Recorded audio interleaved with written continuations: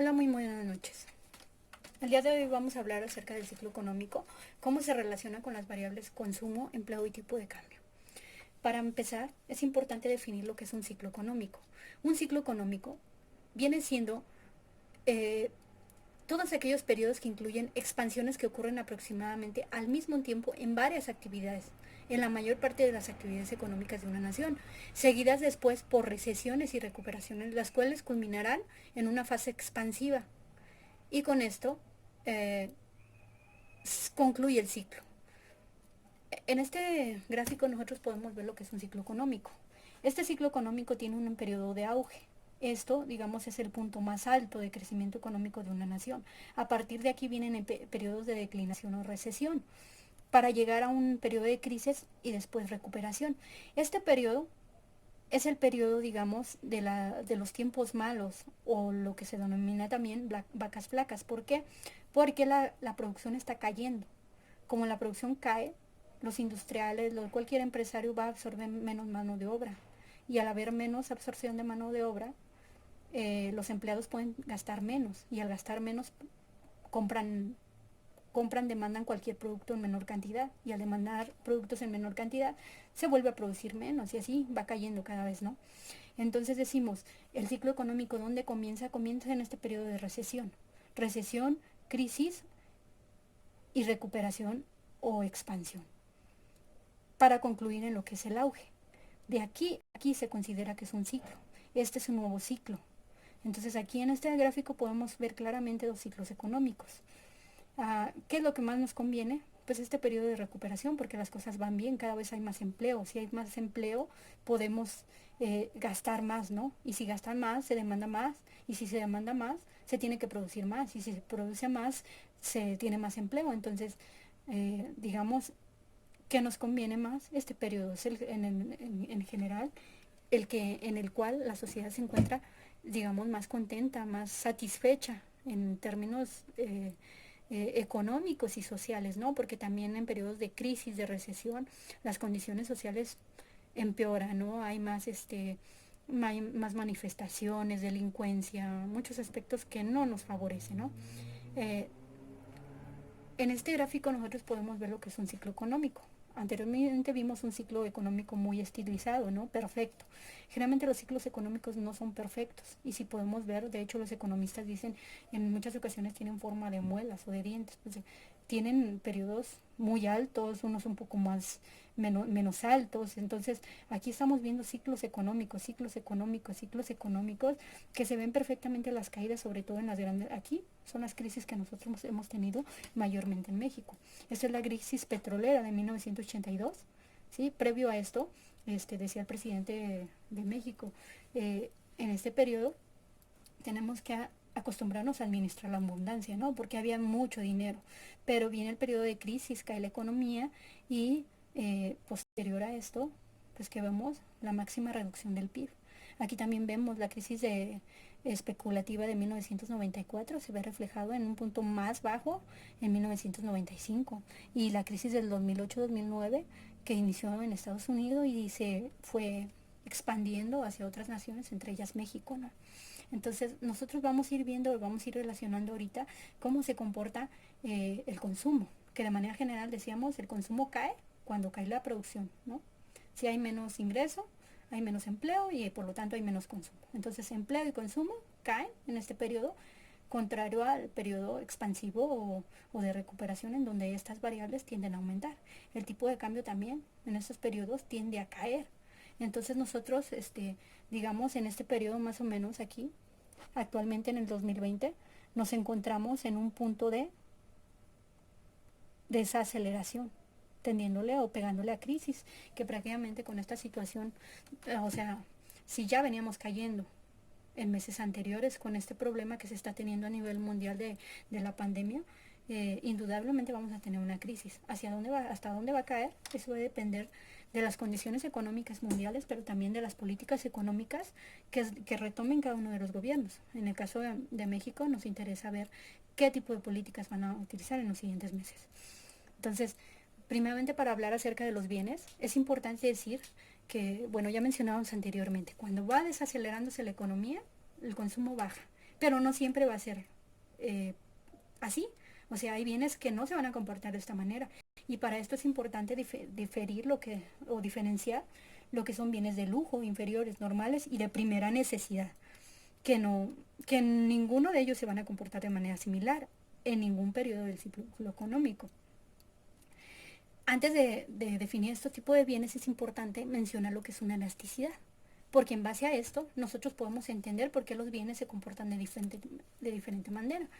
La elasticidad es un concepto económico introducido por el economista Alfred Marshall y se puede entender o definir como la variación porcentual de una variable X en relación con una variable Y. Cualquiera variable que sea, una en relación a otra. Obviamente son variables que se relacionan entre sí. En este caso, por ejemplo, nosotros mencionamos dos tipos de elasticidades que son generalmente las que más interesan en el ámbito de economía, sobre todo de microeconomía.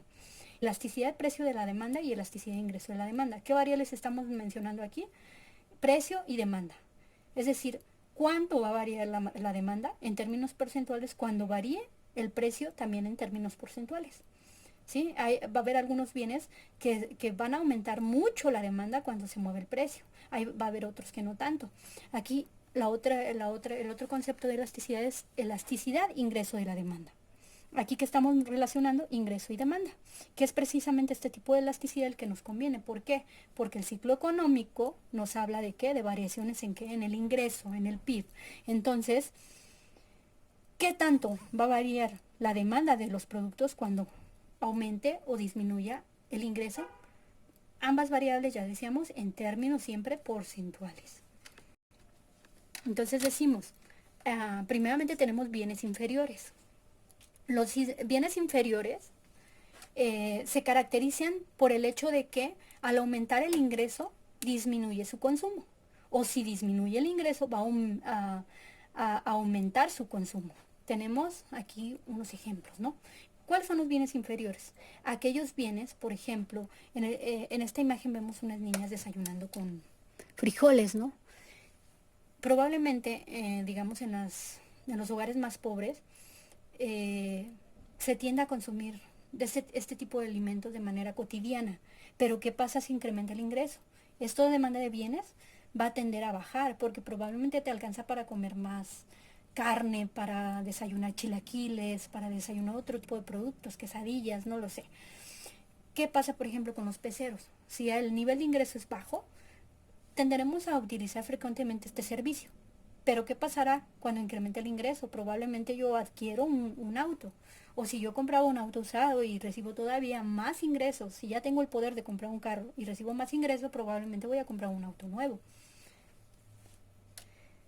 Entonces, digamos, estos bienes inferiores, cuando están en periodo de recesión, van a tender a aumentar su demanda. No hay dinero y hay que seguirlo consumiendo y de hecho se los consumimos en mayor cantidad generalmente. En el periodo de expansión nos dejamos de consumir. ¿Por qué? Porque ya tenemos para algo mejor. Los bienes de lujo. ¿Cuáles son los bienes de lujo? Aquellos bienes, digamos, que tienen, que no cualquiera o no se pueden adquirir con un bajo nivel de ingreso. Por ejemplo, que tenemos un crucero, un piano, un auto deportivo, eh, todas estas joyas, diamantes. Generalmente cuando aumenta mucho el ingreso, estos van a tender a aumentar más que proporcionalmente. Es decir, si se duplica el ingreso, probablemente se duplican en más de 2 veces, ¿sí? Ahora, ¿qué tenemos con los bienes de primera necesidad? Los bienes de primera necesidad, a diferencia de estos, digamos, en el caso de los bienes de lujo, pues cuando cae la producción y cuando hay menos dinero, va a haber mucho menos consumo de esto. Cuando estamos en un periodo de auge o expansión, van a aumentar, pero decimos que siempre estos aumentan o disminuyen en más proporción de lo que hace el ingreso. Los bienes de primera necesidad. Los bienes de primera necesidad generalmente no van a tender a variar mucho a lo largo del ciclo económico. Casi siempre van a ser lo mismo. ¿Por qué van a ser lo mismo? Son bienes que nosotros necesitamos para la vida diaria.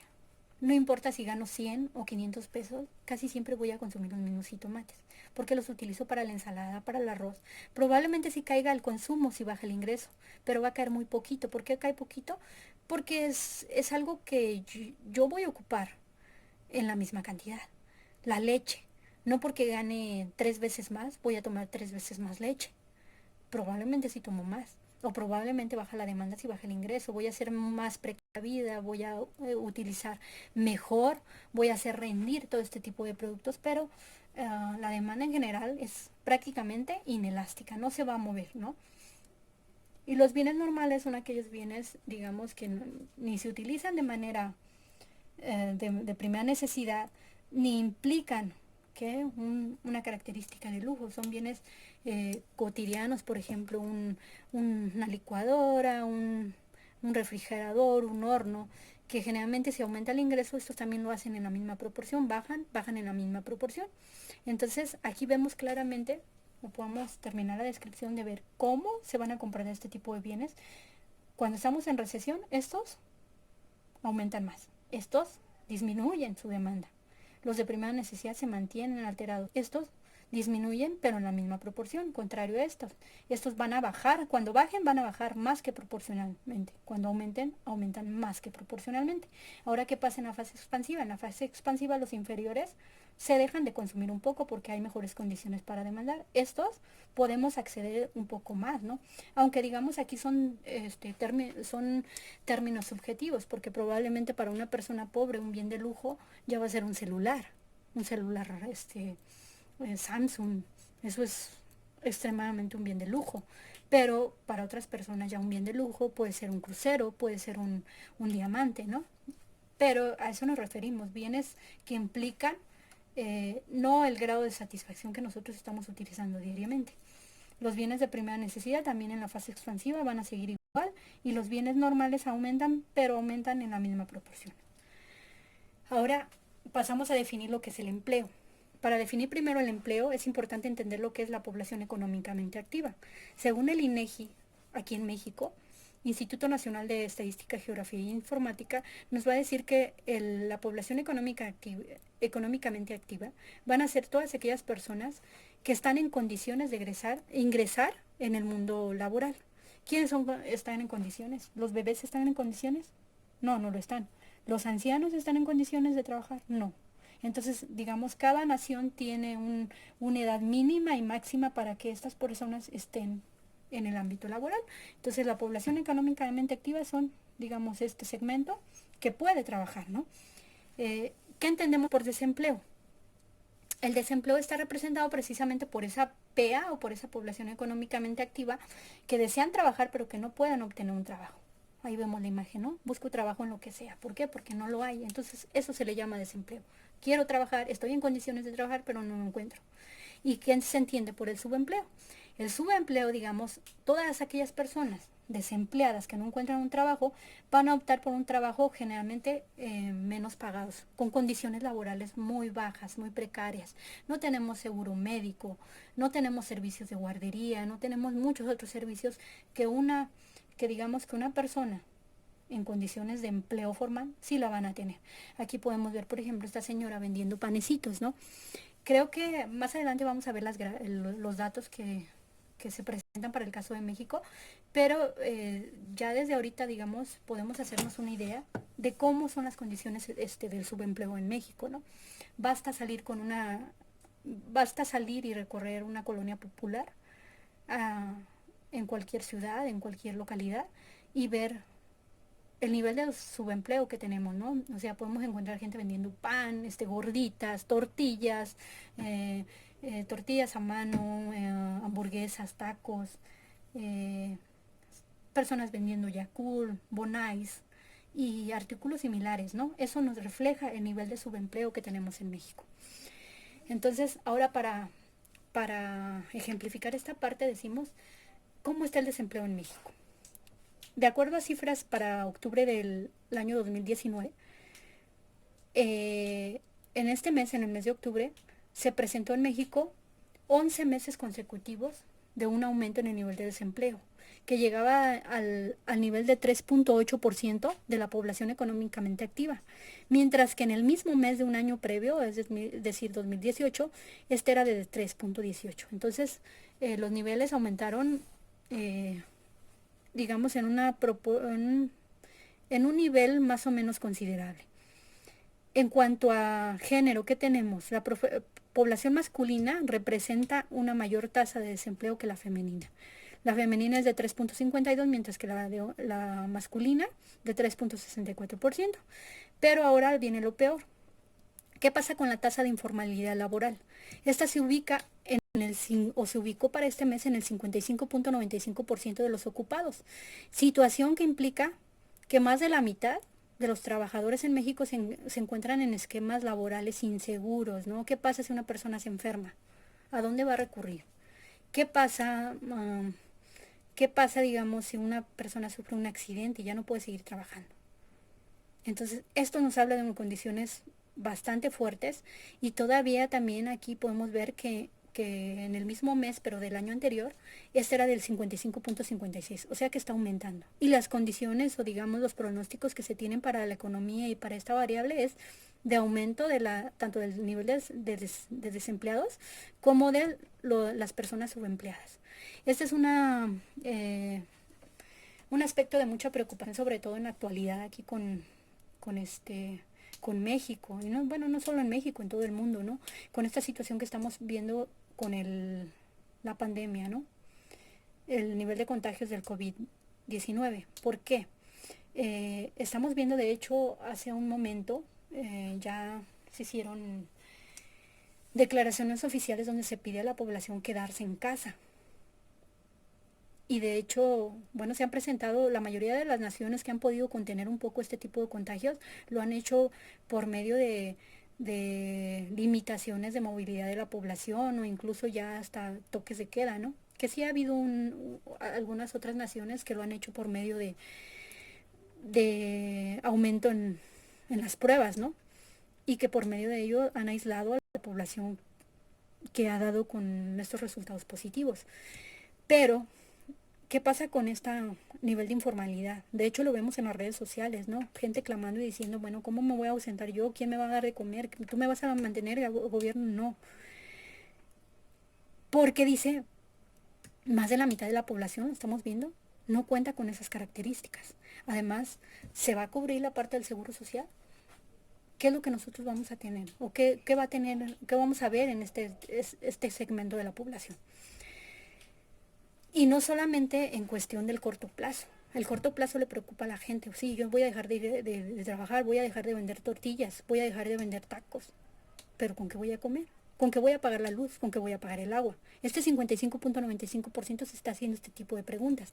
Pero también recordemos que el PIB de una nación se mide con consumo, inversión, gasto y exportaciones netas. Entonces, ¿qué va a pasar con el Producto Interno Bruto a nivel nacional? Si el consumo desciende, no solamente ahorita con qué vamos a comer, sino esto que va a implicar en términos de PIB y que va a implicar en términos, por ejemplo, de gasto, el gasto público. ¿Qué va a pasar en la situación bancaria? Aquellas personas que tienen que pagarle al banco, que tiene, o sea, que si esto lo seguimos extendiendo más variables de la economía, vamos a ver implicaciones muy, muy importantes, ¿no? Que bueno, de una manera general, nada más aquí estamos diciendo la inquietud o los problemas que se avecinan, ¿no? A nuestra nación. Y bueno, para esto, los economistas definen cuatro tipos de empleo. El empleo friccional, estructural, cíclico y estacional. El cíclico es el propio de los ciclos económicos, que van bajando cuando baja la economía, van subiendo cuando sube la economía. Tenemos otro tipo de desempleo, el friccional. Este, digamos, no preocupa tanto. ¿Por qué? Porque este es el desempleo que es necesario. Por ejemplo, si yo dejo de trabajar en una institución educativa y quiero buscar otro empleo, probablemente me va a tomar 3, 6 o 9 meses para encontrar otro empleo. Entonces es algo normal o natural. Y lo vemos aquí, ¿no? Estas personas pues buscando empleo. ¿Por qué? Porque probablemente se están moviendo de puestos de trabajo o simplemente acaban de terminar de graduarse y están en busca de trabajo. Entonces es algo que se necesita, ¿no? Se necesita tiempo para encontrarlo. Aquí vemos una imagen donde dice, no tengo trabajo, no tengo, o sea, la persona trata de asaltarlo, ¿no? Y él le dice, pues sí, pero no tengo trabajo. La otra le responde, entonces, ¿me compras el cuchillo? O sea, estás en un periodo en el cual no hay condiciones para muchos, ¿no? O sea, los que se ven un poco mejor tampoco tienen, ¿no? El desempleo estructural es cuando las condiciones económicas, industriales y toda la nación están mal y se prolongan más allá, ¿no? De un periodo corto. Es así que en la imagen nosotros, por ejemplo, podemos ver a una persona diciendo, bueno, yo llevo 10 años buscando un trabajo y no lo encuentro.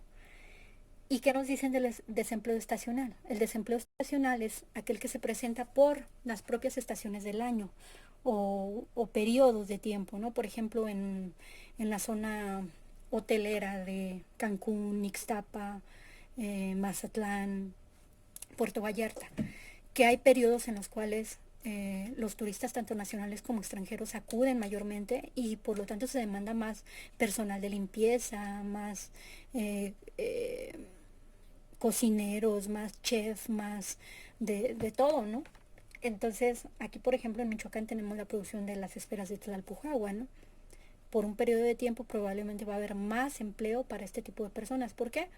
Porque así son las condiciones, ¿no? Y entonces, pues aquí están los 4 tipos de empleo y finalmente vamos a ver lo que es el tipo de cambio. El tipo de cambio decimos, o tasa de cambio es la relación entre el valor de una divisa y otra, que es una divisa, una moneda, no solamente en términos metálicos, ¿no? Pueden ser papeles, monedas, cualquier otro título, ¿no? Entonces, ¿cómo voy a intercambiar una divisa en términos de otra? Por ejemplo, actualmente nosotros tenemos un patrón dólar. La mayoría de las transacciones o todas las transacciones que se realizan a nivel internacional están basadas en la moneda nacional respecto al dólar. En nuestro caso es el peso mexicano frente al dólar, ¿no? ¿Y qué nos va a decir? ¿Con cuánto puedo comprar yo el dólar, ¿no? En este caso, por ejemplo, el tipo de cambio para el día de hoy, 28 de marzo del 2020, es de 23.39. ¿Qué nos indica? Que para comprar un dólar necesito 23.39 pesos. Para un americano es mucho mejor. Tiene mejores condiciones comprar un producto mexicano. ¿Por qué? Porque va a ser muy barato. Va a ser muy, muy barato. Entonces, eh, esto implica mayor demanda hacia nuestros productos. Si nuestros productos son productos básicos, obviamente, pero para uh, aquí también más adelante nosotros veremos los tipos de bienes también de importación. Hay bienes maquinaria, no es lo mismo comprar una maquinaria en el exterior que comprar un huevo, ¿no? Entonces aquí por ejemplo en el caso de México vemos el tipo de cambio del peso dólar, ¿no? Que ha venido desde el mes de abril, que se detonó esto de la crisis de la pandemia o de la pandemia, y ha venido aumentando, ¿no? Más o menos por aquí cuando empieza a repuntar es cuando se vienen los primeros casos de México y cuando, digamos, hay mayor cantidad de brote, incluso o supera los 25 pesos por dólar, ¿no? Entonces, digamos, aquí un poquito se ajusta en días previos. ¿Por qué? Porque aparentemente el gobierno mexicano hace un acuerdo sobre intercambio de divisas.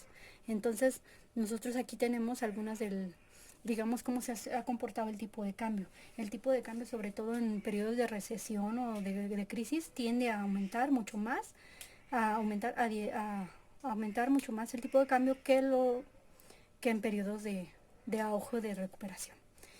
Entonces, hasta aquí nosotros estamos hablando de 3 variables importantes que se van a relacionar o cómo se van a ir comportando en relación a los ciclos económicos.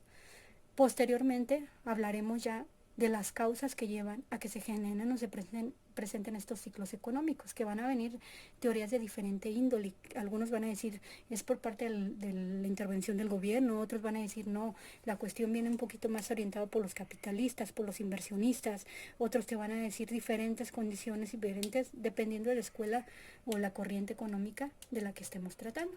Pero por ahora yo concluyo con mi intervención y bueno, espero que sea de uso o de utilidad estas aportaciones. Gracias.